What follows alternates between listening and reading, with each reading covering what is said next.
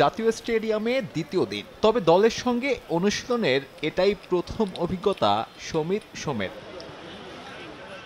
Canadian প্রবাসীকে দেখে অবশ্য তা বোঝার উপায় নেই। দলের সঙ্গে এরই মধ্যে মানিয়ে নিয়েছেন। এর আগে মাঠে বসেই দেখেছেন ভুটান ম্যাচ। মুগ্ধ করেছে দর্শকদের ফুটবল প্রেম, মুগ্ধতা ঝরল মিডফিল্ড নিয়েও। আমি জাস্ট এক্সাইটেড খেলতে, প্রাউড লাগছে খেলা যে দেখছি কত ফ্যান যে আসছে সাপোর্ট করছে, টিম যে ভালো করছে। সো হোপফুলি আমরা একই জিনিস করতে পারি এগেইনস্ট সিঙ্গাপুর আর ভালো খেলা করতে পারি। বাট আমার মিডফিল্ডটা খুব ভালো লাগছে লাস্ট খেলা দেখতে। হামজা, সোহেল ভাই, জামালের খুব ভালো খেলছে মিডফিল্ডে, সো এটা খুব ভালো স্ট্রেংথ।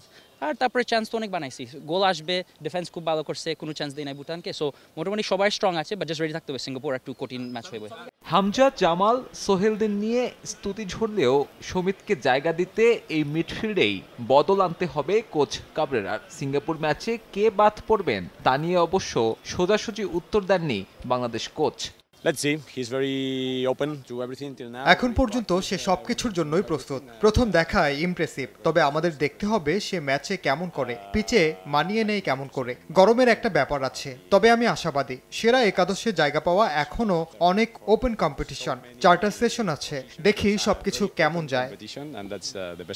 সমিতকে নিয়ে সিঙ্গাপুর ম্যাচের আনুষ্ঠানিক পরিকল্পনা সাজানো শুরু করলো বাংলাদেশ।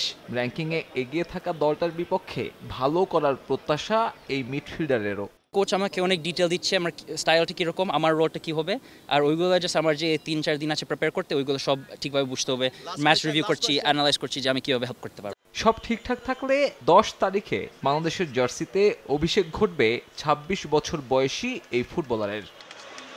সামিত সোমকে নিয়ে মধুর সমস্যায় বাংলাদেশ কোচ হাবিয়ার কাবরেরা।